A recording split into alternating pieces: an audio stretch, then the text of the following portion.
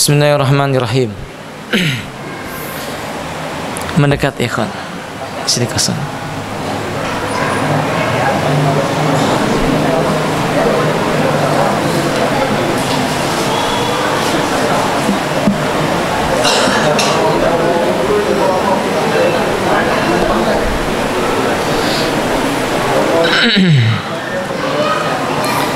Assalamualaikum warahmatullahi wabarakatuh. Innal hamdalillah nahmaduhu wa nasta'inuhu wa nastaghfiruh wa na'udzu billahi min shururi anfusina wa sayyiati a'malina. Man yahdihillahu fala mudilla lahu wa man yudlilhu fala hadiya lahu. Asyhadu an la ilaha illallah wahdahu la syarika lah wa asyhadu anna Muhammadan abdullahi wa rasulullah. Allahumma salli ala Muhammad wa ala alihi wa ashabihi wa man tabi'ahum bi ihsanin ila yaumiddin, amma ba'du. Ikhwati rahimani wa rahimakumullah, kita melanjutkan pembahasan Kitabul Adab atau Ensiklopedia Adab Islam. Pada pertemuan yang terakhir kita sebutkan tentang adab dalam melaksanakan ibadah haji. Sampai poin yang berapa ya ikhwati? Nah, yang keenam, 4. Al-adabur rabi', etika yang keempat, luzumu adabi safaril muta'alliqah bil haji wal umrah. Syekh Said Adam mengatakan, orang yang hendak melaksanakan ibadah haji dan umrah itu menetapi etika safar dan hal-hal yang berkaitan dengan haji dan umrah. Di pertemuan yang lalu telah kita sebutkan wa minha al-istikharatu li waqti safari. Di antaranya adalah mengerjakan istikharah untuk memilih waktu yang tepat melakukan perjalanannya. Wa nau'in wasilati safari, dan memilih jenis kendaraan atau perantara di dalam safar yang mengantarkan kepada tujuannya, dan yang lain-lainnya. Wal istisyarah fi sya'ni dzalik, bermusyawarah, membicarakan hal-hal yang berkaitan dengan safarnya. Maka mestinya seorang yang mau berhaji mempersiapkan hal ini, seperti ketika dia berpesan dengan keluarganya, mengucapkan doa istaudiukumullahu alladzi la tadi'u wada'i'ahu. Ini termasuk yang disunnahkan dalam Islam, ya. Yang maksudnya wada'ul ahli wal ahbab, menitipkan keluarga dan orang-orang yang dicintai kepada Allah Subhanahu wa taala, kemudian kepada orang-orang soleh. Kalau memungkinkan, as-safaru yaumal khamis in amkana, jika mungkin safarnya sebaiknya di hari Kamis. Karena Aisyah menyebutkan bahwa Nabi suka safar itu dilakukan pada hari Kamis pagi. Wa tabkiru bis safar, berpagi-pagi safar itu. Ya. Tapi kalau sekarang tentu tidak mungkin orang yang berhaji itu menentukan dirinya sendiri berangkatnya kapan, karena sudah ditentukan dengan apa? Kloter terbang atau kelompok terbangnya. Ya, dia berangkat hari Jumat, dia berangkat hari Kamis sesuai dengan ketentuannya. Ya nggak mungkin dia kemudian memilih sendiri. Tapi kalau seandainya kita punya kemampuan memilih sendiri, meminta kepada Allah Subhanahu wa taala, beristikharah hari apa yang paling baik buat kita, tentu sesuai dengan syariat hari Kamis misalnya, ketika safar disukai, boleh. Nah, demikian. Wal iksaru minad dzikri wad du'a, memperbanyak berzikir. Zikir ketika naik kendaraan, zikir ketika turun dari kendaraan, ketika kendaraan itu menanjak atau menurun, membaca doa ketika mau safar, doa ketika memasuki sebuah negeri, doa ketika meninggalkan sebuah negeri, dan yang lain-lainnya. wa it'amu ta'am inda qudumihi wa ghairu dzalika min adabi safari wallati tajiduha mufassalatun fi fasli adabi safari min hadzal kitab insyaallah. Dan masih banyak lagi yang lainnya. Ya, kalau dia datang, ya dia membagikan sesuatu yang bisa dia berikan kepada orang lain berupa kebaikan, membawa oleh-oleh misalnya dan semisalnya. Dan berbagai macam adab-adab dalam safar yang insya Allah secara khusus akan dibahas pada pembahasan adabus safar, etika di dalam melaksanakan perjalanan. Wal adabul khamis, etika yang kelima, alla tusafirul mar'ah lil haji wal umrati illa ma'adhi mahramin. Ini penting, agar jangan sampai seorang wanita berangkat haji atau umrah kecuali dia bersama dengan mahram. Jangan safar sendirian, jangan berhaji tanpa mahram. Walaupun kita katakan pendapat yang rajih, hajinya sah karena tidak ada kaitan dengan rukun haji. Tetapi kita mengetahui safarnya wanita tanpa mahram dilarang dalam Islam. Fa innal hajja la yajibu 'alal mar'ati idza hiya lam tajidul mahram. Seorang wanita tidak wajib baginya melaksanakan ibadah haji kalau dia memang tidak memiliki mahram, teman dalam perjalanannya dari kalangan mahramnya. Bal qad dhahaba jama'atu min ahli ilmi ila adami sihhati hajjiha.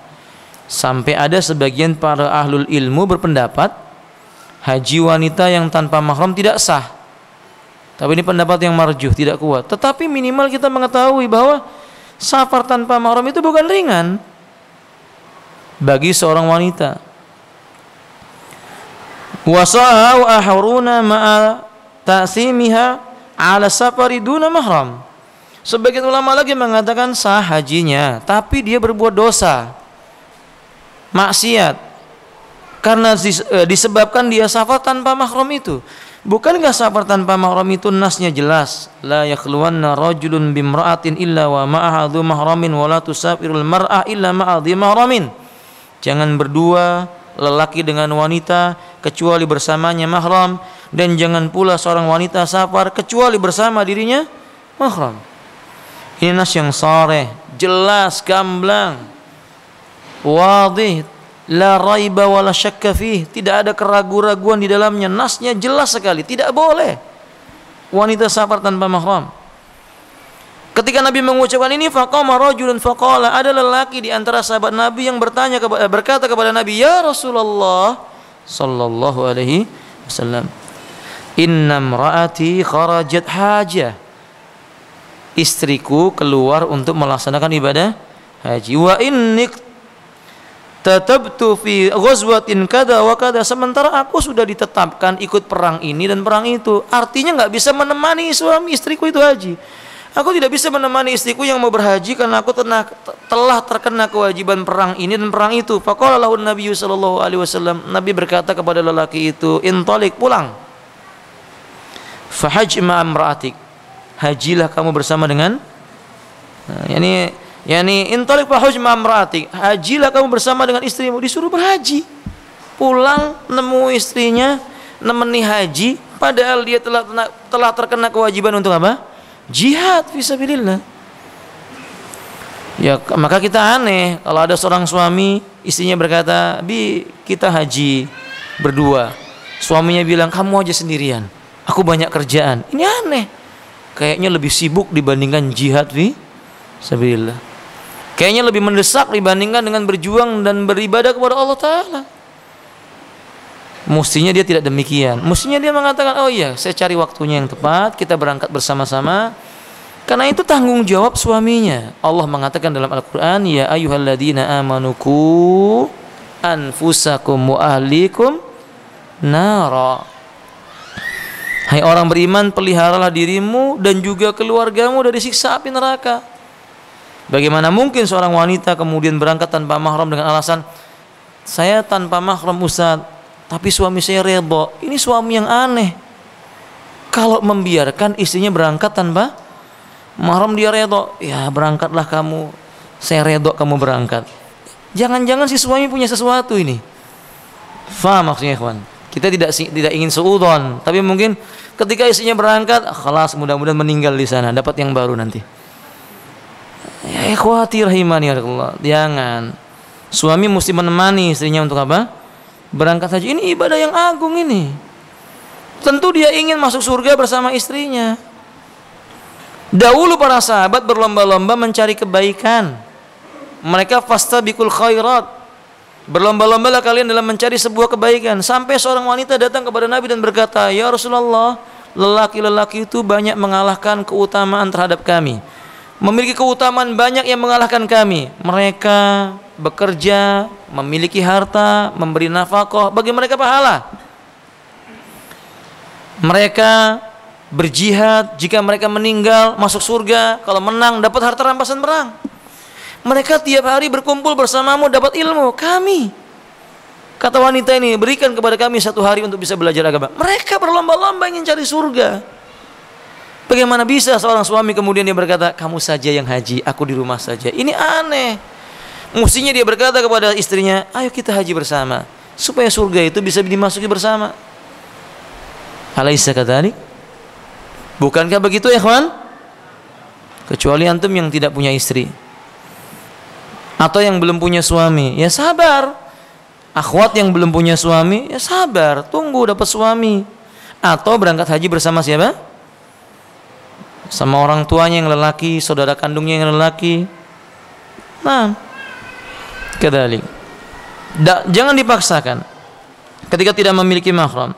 Fa'amaru ayarji'a 'anil jihadi limusahabati imra'ati. Lihat, Nabi memerintahkan lelaki ini pulang, tidak perlu ikut jihad, untuk menemani istrinya yang berangkat haji. Min ghairi ayyas'alu an zauzati syaba am ajuz.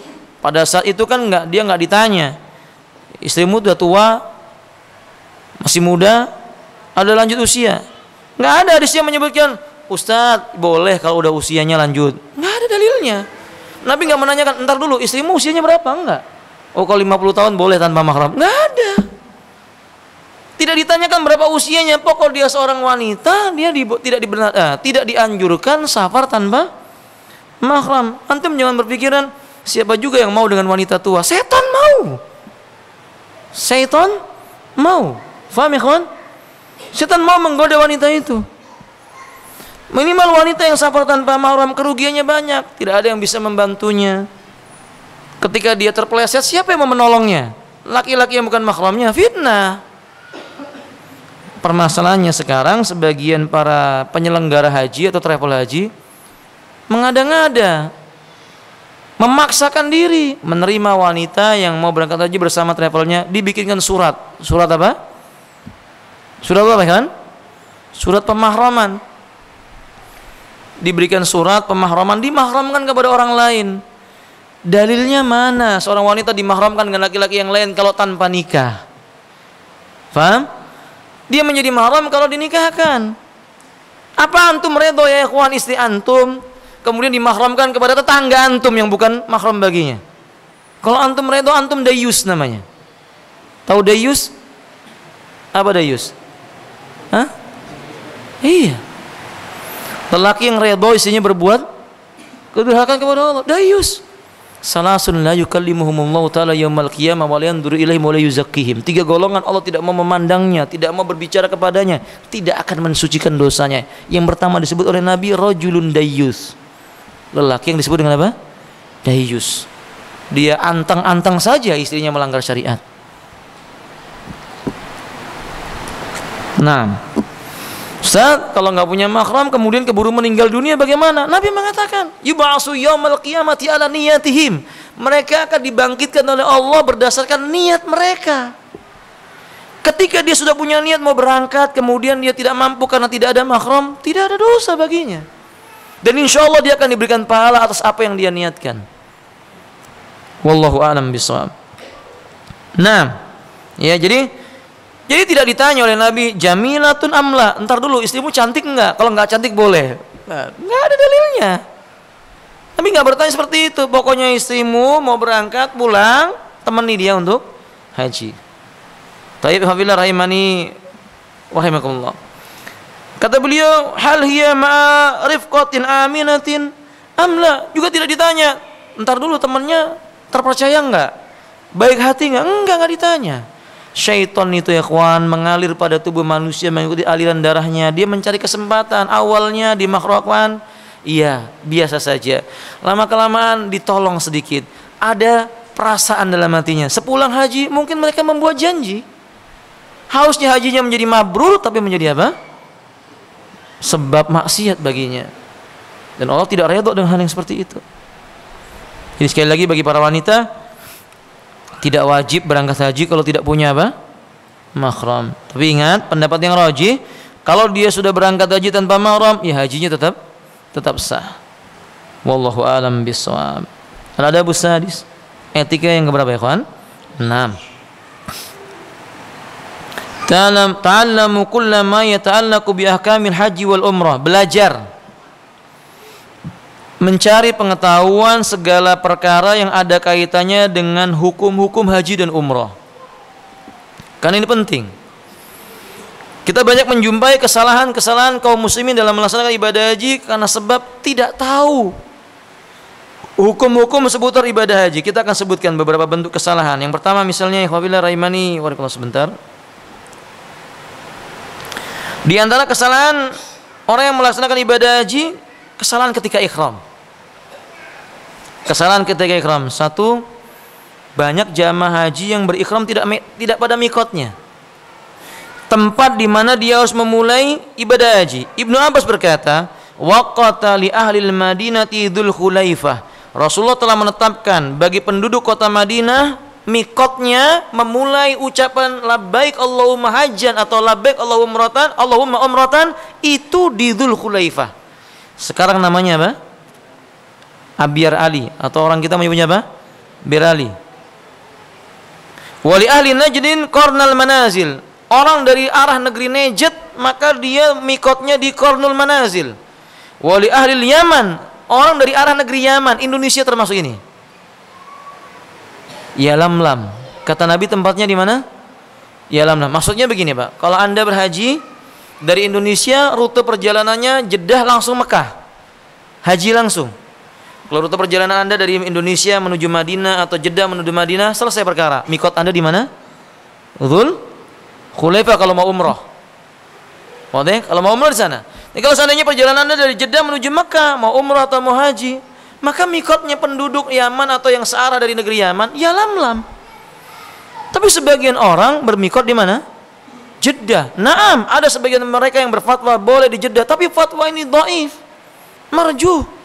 Telah dibantah oleh sekian banyak para ulama tentang mereka yang membolehkan mikot di Jeddah, karena tidak kuat dalilnya dan tidak pernah terjadi di zaman Nabi SAW dan sesudahnya sampai dari kalangan imam yang 4, di mana manusia ada yang datang dari Jeddah tapi mereka tidak pernah bermikot dari Jeddah. Nggak ada nasnya.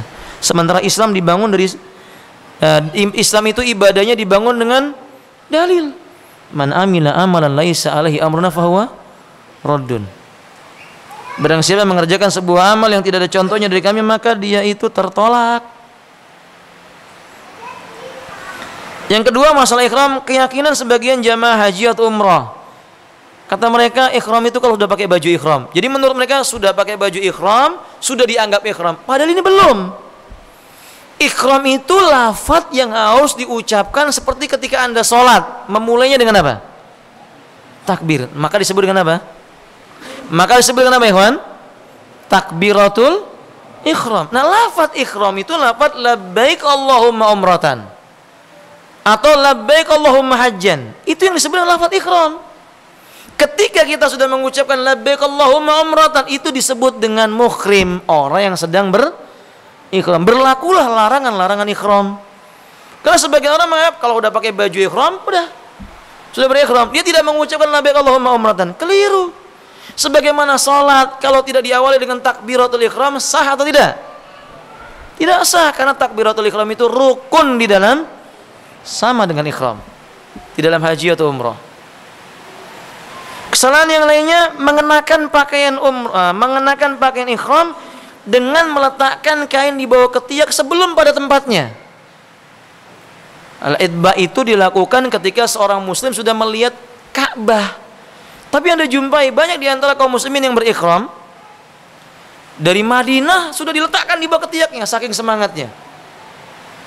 Padahal syariatnya Nabi meletakkan kain di bawah ketiak itu ketika Nabi sudah memasuki Masjidil Haram, ketika Nabi sudah melihat Ka'bah. Dan Ibnu Abbas radhiyallahu ta'ala mencontohkan dengan mengangkat kedua tangannya sembari mengatakan Allahumma antas salam wa minkas salam ila akhir hadis. Kemudian meletakkan kainnya di bawah ketiaknya. Tawaf berkeliling sebanyak 7 kali. Ketika telah selesai tawaf, salat itu kainnya udah dikembalikan ke atas pundak, bukan di bawah ketiak lagi. Tapi Anda jumpai, lihat, sa'i di bawah apa? Ketiak, dan seterusnya dan seterusnya. Maka itu salah satu bentuk ketidaktahuan kaum muslimin ketika mereka melaksanakan ibadah haji atau ihram tadi itu. Naam hafillah. Naam, sebagian kesalahan lainnya ketika seorang wanita dalam keadaan haid dia tidak melakukan ihram. Jadi ada wanita yang haid dia nggak mau ihram, nggak mau mengucapkan labbaik Allahumma umratan. Ketika ditanya kenapa, dia mengatakan kan nggak suci. Padahal wanita haid tetap berihram sah. Wanita haid itu tidak boleh tawaf. Selain itu boleh dia mengucapkan labbaik Allahumma umratan atau labbaik Allahumma hajjan, kemudian dia sa'i, kemudian rangkaian haji yang lainnya, misalnya dia melempar wukuf di Arafah, atau dia bermalam mabit di Mina, di Musdalifah, melempar jumroh. Semua rangkaian ibadah haji bagi wanita haid itu halal kecuali tawaf. Kecuali tawaf. Dan Aisyah radhiyallahu ta'ala ketika beliau menangis disebabkan karena haid, maka Nabi menyebutkan lakukan apa yang dilakukan oleh seorang yang melaksanakan ibadah haji illa tawaf, kecuali apa? Jangan tawaf. Begitu. Nah, sebagian kaum muslimah ketika haid dia nggak mau berihram karena dianggap dia tidak suci, begitu. Artinya dia dalam kondisi haid itu tidak boleh mengucapkan lafaz ihram. Ini kekeliruan. Wallahu a'lam bishawab.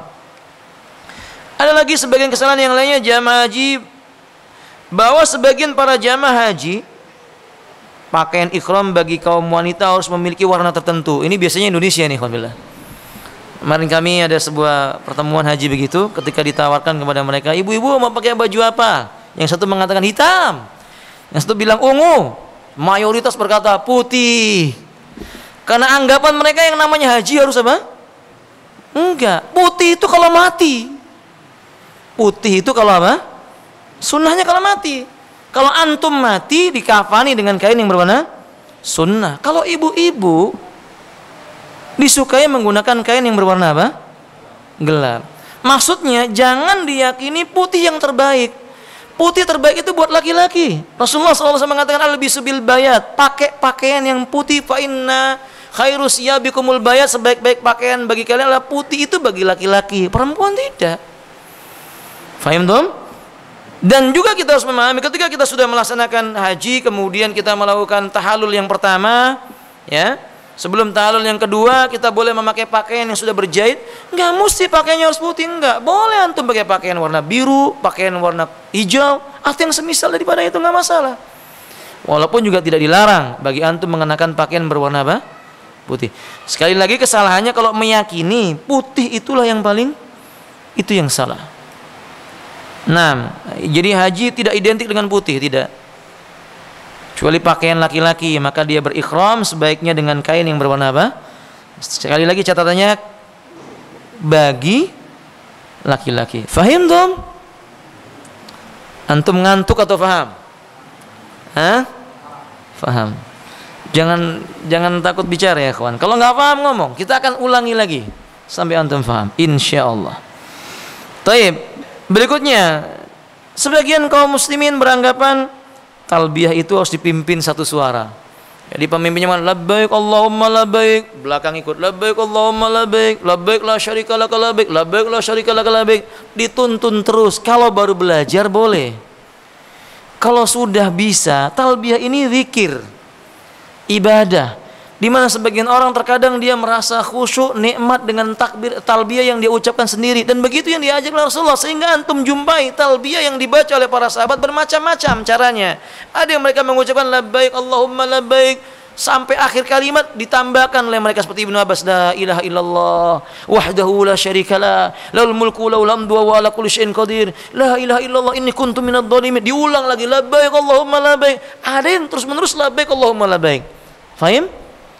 Jadi bukan harus dengan satu kalimat, satu suara dipimpin, tidak. Ustaz, kalau ternyata bersamaan, ya nggak apa-apa, boleh. Tapi jangan diyakini mesti dipimpin. Karena sebagian orang justru bangga, enak sama kami. Kenapa? Enak sama yang ini, enak sama jamaah. Kenapa? Kita dipimpin talbiyahnya, seolah-olah itu lebih sunnah. Harusnya kita alhamdulillah kita lebih mudah. Tanpa dipimpin semuanya sudah apa? Bisa. Itu lebih baik. Bukan berarti tidak boleh dipimpin. Kalau memang dia tidak bisa membaca talbiyah, dibimbing. Kalau sudah, sebaiknya dia bertalbiyah sendiri. Demikian pula zikir-zikirnya, Pak.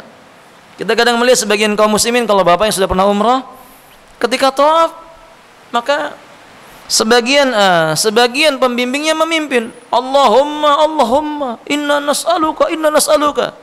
Begitu pembimbingnya bilang zauzatan ghaira hadza, zauzatan jadidatan misalnya, gimana ya alhamdulillah. Kalau pembimbingnya mengatakan, ya Allah saya minta istri yang baru, masa jamaahnya mau amin gitu ya. Makanya jangan ikut-ikut. Doa itu masing-masing. Ini ibu-ibu ya, yang sama suaminya, lagi haji dan umrah, doa sendiri ibu.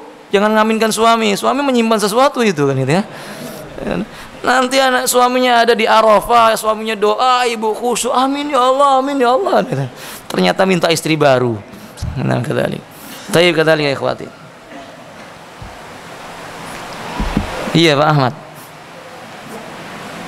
Iya gitu ya. Khair. Enggak ya Pak Ahmad ya. Tayyib, barakallahu fiik. Insyaallah. Abu Dafa ada? Mana Abu Dafa? Enggak ada, Abu Dafa enggak datang ya? Tayyib. Abu Ibrahim sepertinya. Nah. Tayyib, barakallahu fiikum. Kita lanjutkan ikhwan.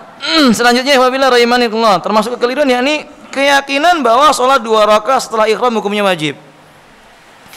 Keyakinan bahwa setelah ihram sholat 2 rakaat itu hukumnya wajib. Tidak. Kita kalau berada di Dzul Khulaifah disunnahkan sholat 2 rakaat di masjid yang ada di sana. Dulu nggak ada masjidnya, dulu lembah. Nabi diperintahkan oleh Jibril, dianjurkan untuk sholat di lembah yang diberkahi itu. Itu sebelum lafaz ihram. Nah, tersebar di sebagian kalangan enggak, habis labbaik Allahumma umratan atau hajjan baru sholat. Ini kebalik. Apalagi kalau sampai meyakini bahwa sholat 2 rakaat itu hukumnya wajib, benar-benar berbicara atas nama Allah tanpa hak. Dan Allah mengatakan waman adlamu mimman iftara 'ala Allahil kadzib. Siapakah yang lebih zalim dibandingkan orang yang berani berdusta atas nama Allah? Ya, ini menyatakan sesuatu yang tidak dinyatakan oleh Allah dan Rasulnya.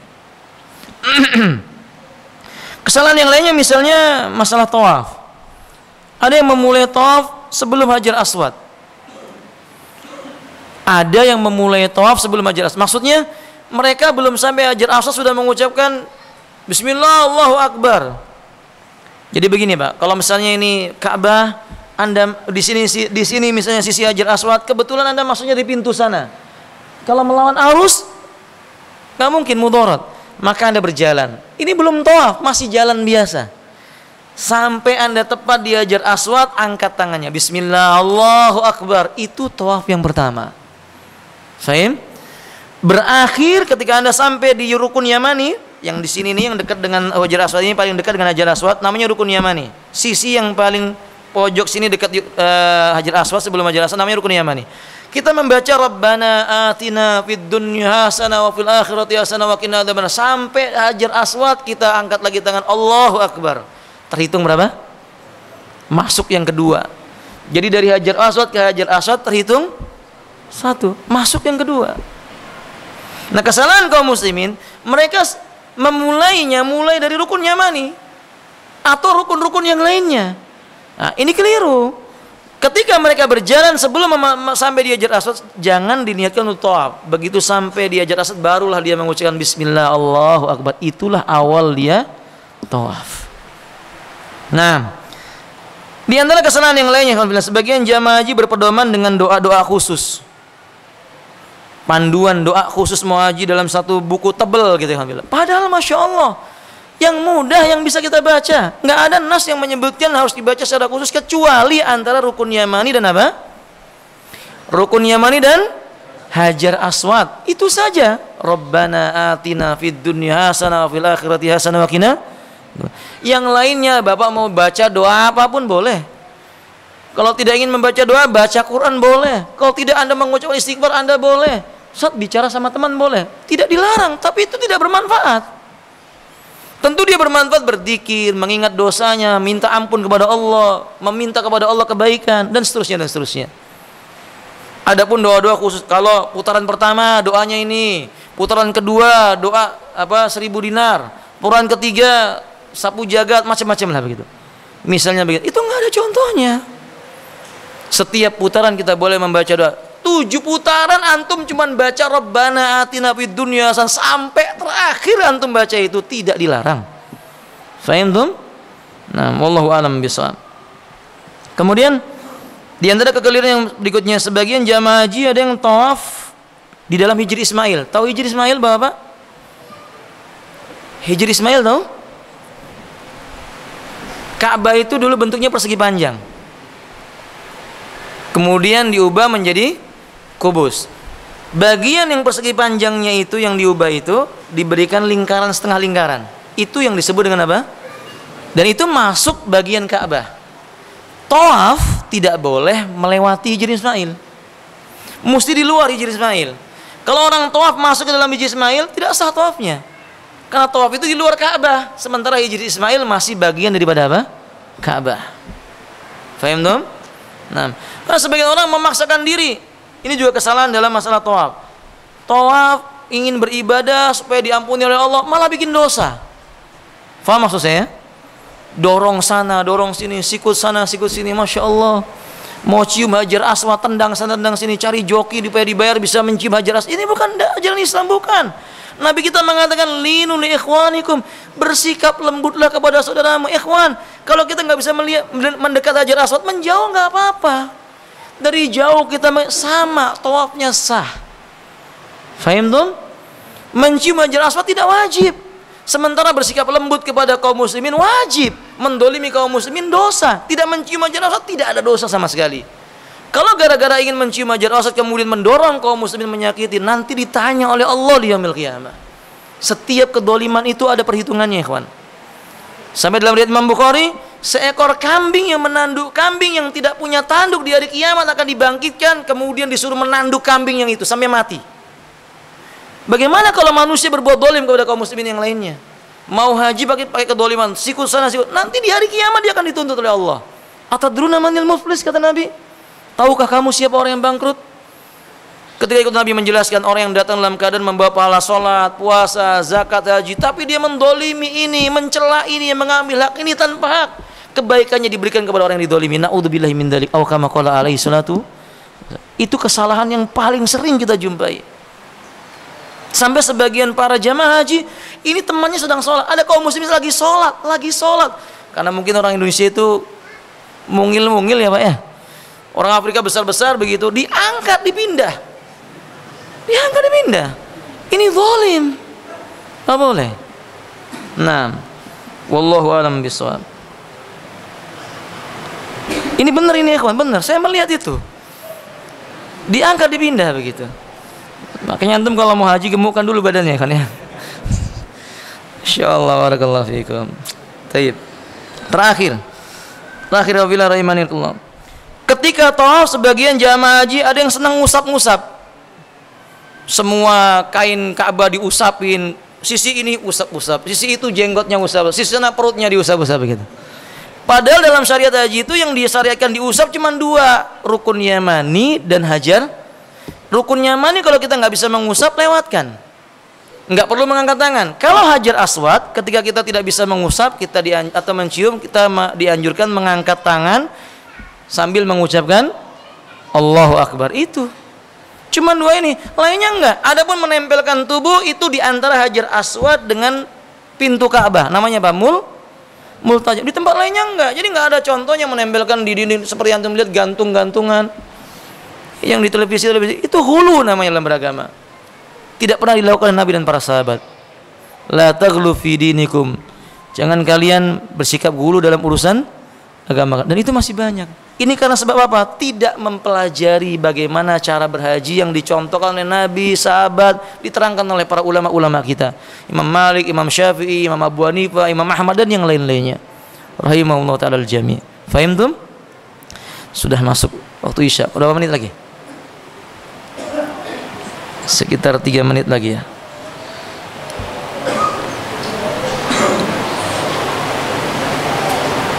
Nah, saya rasa cukup sebenarnya. Oh, ada yang mau bertanya. Jangan ditambah lagi, satu soal ini saja.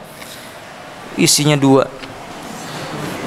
Apakah benar orang tua saya yang baru meninggal sebelum 40 hari ruhnya masih ada di dalam rumah? Enggak benar, ikhwan fillah.